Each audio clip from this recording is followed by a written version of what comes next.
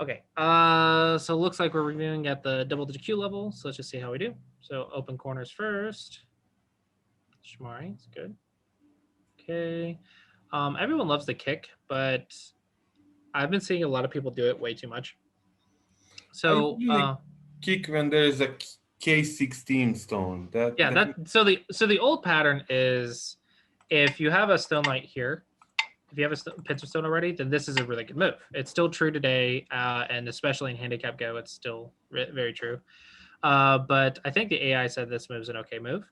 But I also talk about I made a video over how this is like the worst Joseki that everyone plays, and the reason for that is because the AI says that this Joseki can like always be played, and like for black, it can always be played, and it's almost always good.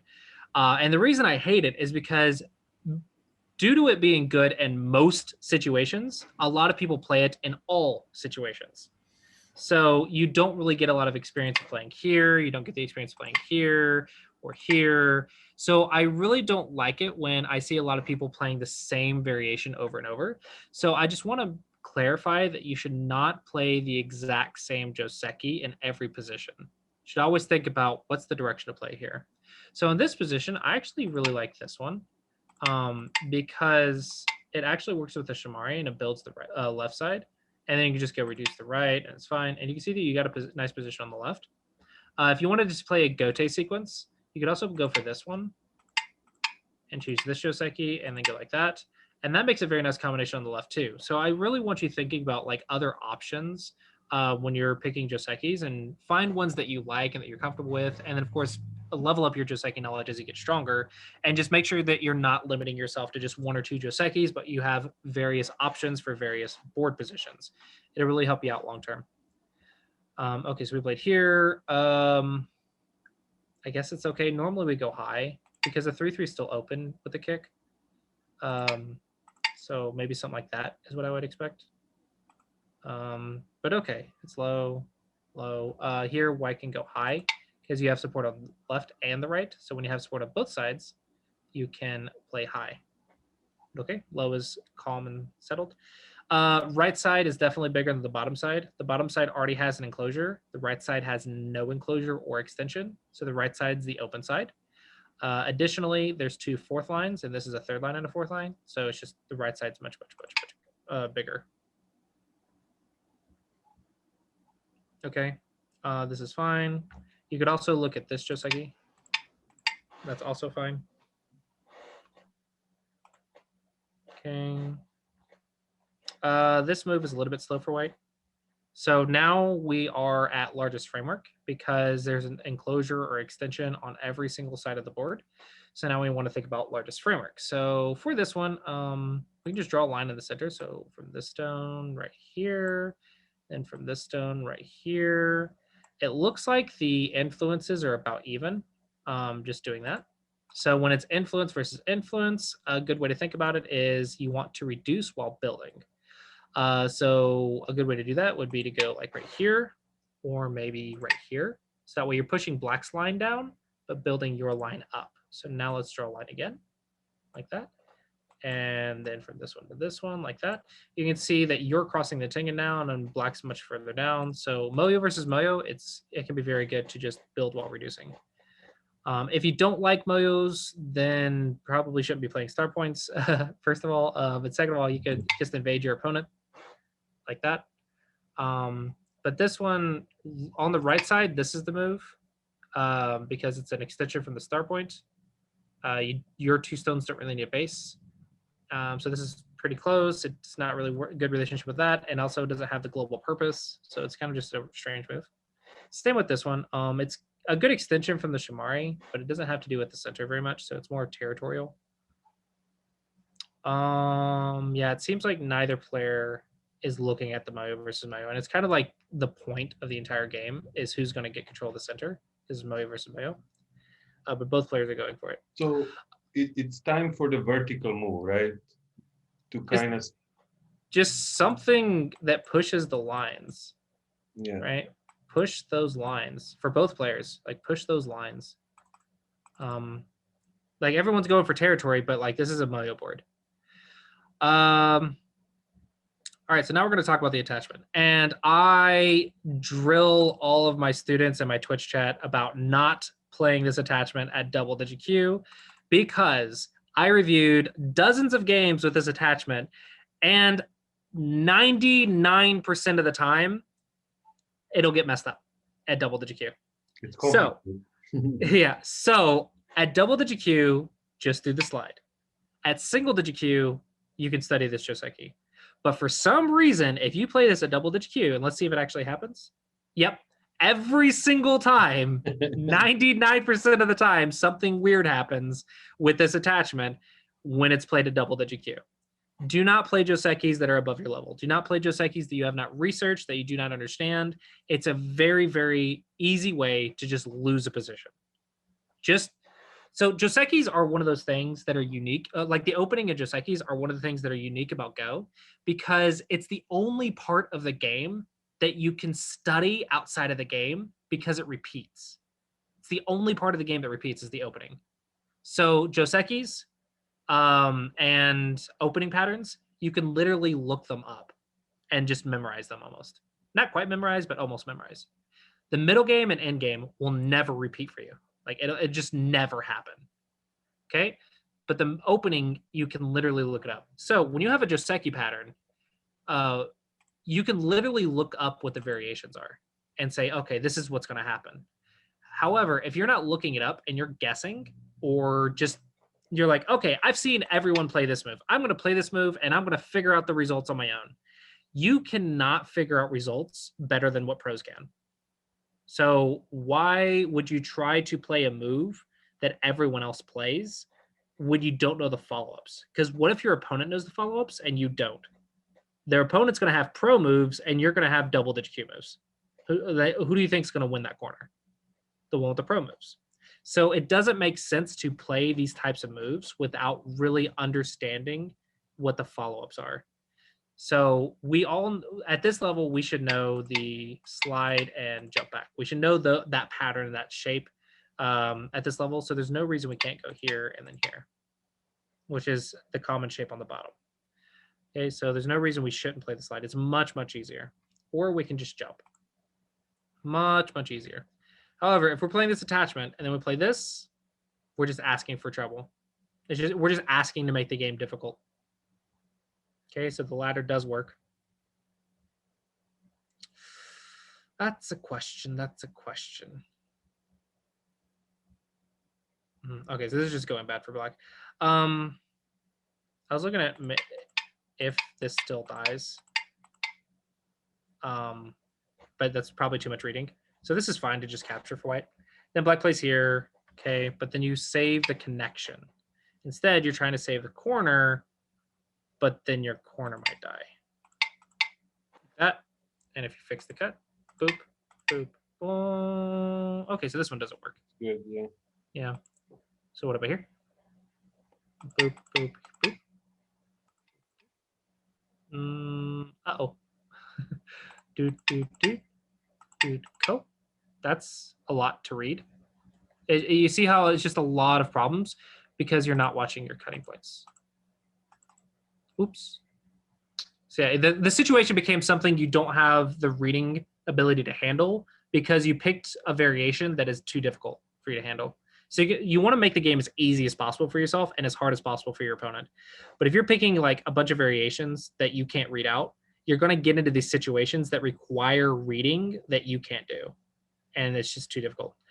I really want to check my opponent's connection before, like even just that. I want to check it before moving on. Now this one, maybe it's understandable that this is hard to read. Yeah, maybe this is too much to read for white. It's okay. Maybe it's okay to sneaky for white because that might be just difficult for you to figure out. So you're just saving it for later. But probably I'd want to check. Okay, so let's talk about this move. Okay. You're saying that the left side is the largest framework, and I want to invade it.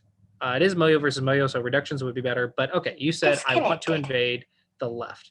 Okay, how would you do that? Well, here's some easy tips. For double-digit Qs, I always say 3-3 invasions or approach a fourth line stone. Okay, those are my double digit Q invasion recommendations. The reason is because if you approach a fourth line stone, you have follow-ups. So this becomes similar to Joseki shapes that you should be studying. So for example, if I kick, Yanobi, blah, blah, blah, jump, jump. Ta-da! You already have shapes that you can handle. Okay, they want a pincer, you just jump. They jump, you have a slide, and then a jump. These are common shapes, like similar to the Josekis that you play. So it becomes very simple follow-ups compared to some other stuff.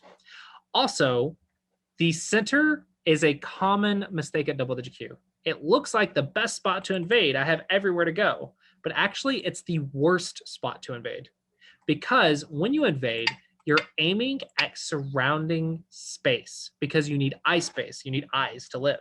So you need eye space to live. So you need to surround it. However, if you're right in the center, how can you jump anywhere to surround? You're not surrounding anything. So you have to give yourself a space to jump back and surround. So the center is the worst spot to invade unless you have a Miai, unless it's like a wedge, which is this way. Unless it's like this, where you have a 2 space over there and a 2 space over there. That's the only time the center is good. But other than that, it's the worst spot to invade almost every time. And for the single digit Qs watching, these are the double digit Q invasion points. The single digit Qs, you add on forcing moves and attachments. So there's no forcing moves here, I guess here. You add on forcing moves and attachments. And here's the 3/3 as well. You add on attachments, and then you combine, you have all of these moves to work with.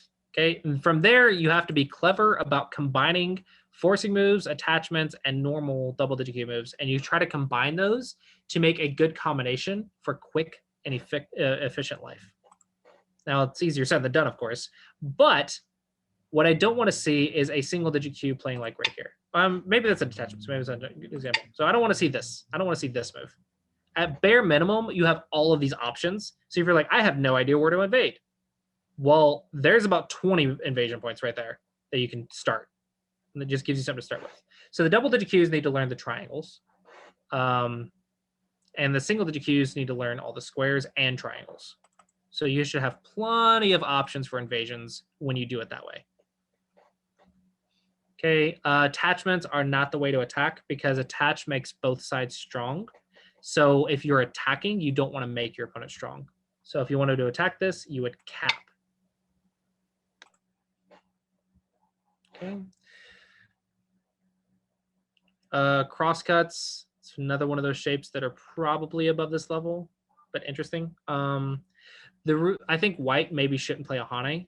This is another rule of thumb. When you're playing defense in your opponent's area, you don't want to play cuttable shapes. You want shapes like Nobis, 1-point jumps, stuff like that. Because if you play shapes like Hanes and Knights moves that have cutting points, then you're potentially going to set up 2 weak groups in your opponent's area instead of just 1. So here, what I would like to do is maybe play this, this, this. Now it's a tiger's mouth. So that's almost an eye. It's got escape routes. It's attacking this stone quite well. And if black stops me, then potentially I have eye shape. And now you see how I'm getting eye shape on the side. It's a lot easier follow-ups and a lot safer. But as soon as you play a Hane, your opponent's going to want to consider the cut because they control this area. So by disconnecting you, the fight should go in their favor. Okay. Seems like black cuts no matter what. So.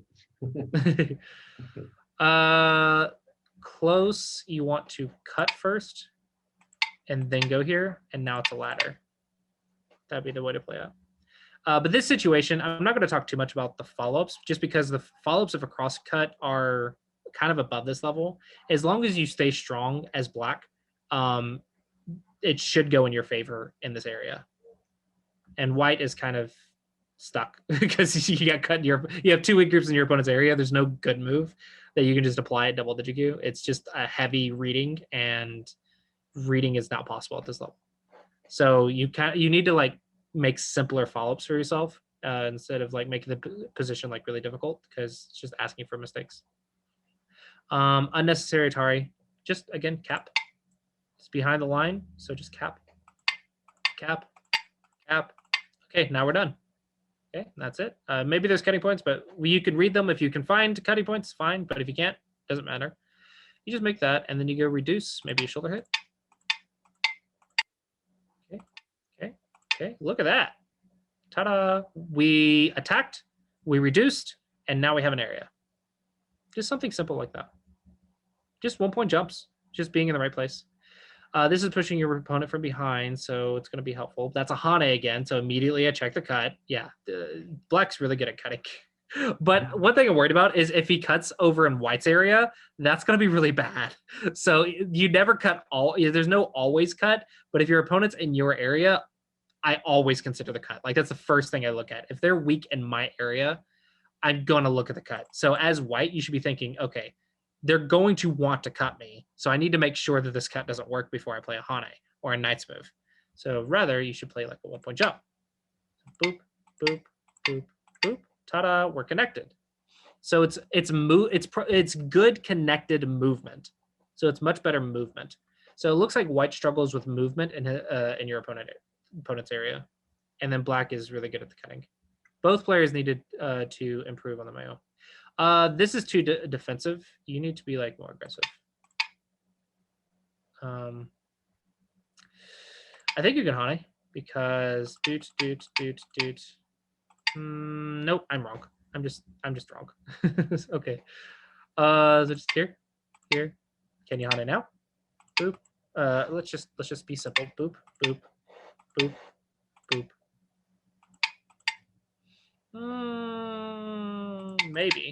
Maybe. Okay, and if you're unsure, then maybe just go one more because your opponent keeps pushing from behind. It's good for you, and then Hane. Now it should be perfectly fine. Defense first, it's fine. So just stay solid. But I don't think I would back off like this. I think that's too passive because now my opponent just runs away. It's too passive. I'm the aggressor. I should be keeping up the pressure. That's not good. That is getting a second weak group in your opponent's area. Now you have 2 problems. And this goes almost the exact same way. Just net. Just net. Once you net, there's no problem. But if you Atari, then you actually damage the stone a little bit. No, you got to know the net. You got to know the net. This is laddering here is not nearly as good as just a net. I'm assuming he's worried about this. But that's okay. But it doesn't work. Yeah. Go problems are important. Uh-oh. Okay, I do like this Nobi though. But now it's going to be like a capturing race. That's unnecessary. Really unnecessary trouble for Black. Seems like Black's ahead though, despite. Yeah, Black's definitely ahead. It's just you want to win more easily. You don't want to make it. You don't want to give yourself chances to lose when you're up by this much. What do I want to do? Yeah, probably just run is good. Yep. Actually, no. Yep, you just lose the cutting stones instantly. Oops. Yeah, it seems White is okay. So I would say both players need to struggle, or both players need to improve on Moyo versus Moyo positions. Black needs to improve on Joseki, and White needs to improve on defense in your opponent's area. Stop playing cuttable shapes like Hane's so easily. Like, you need to really check those cuts in your opponent's area. And you should not be trying to attack your opponent like this and like this when you're dying. You don't need multiple weak groups. You just need one weak group and just keep it at one weak group until it survives. Because the more weak groups you have, the more difficult the game's going to be. And the more difficult the game is, the more likely you are to make mistakes. Like, the more difficult the game is, the more mistakes that happen, the weaker you are. So it's very dangerous to do that. Like, I don't even think you should have like 2 weak groups until you're like 3Q. Like, just 1 weak group at a time is already hard enough. If you have 2 weak groups, especially in your opponent's area, it's just way too scary. So yeah, I think White made more mistakes here than Black. Black's cutting is good. I'm just worried about him doing it in the opponent's area. But for now, for what I saw, it was good cuts. Good cuts. Just bad Josekis.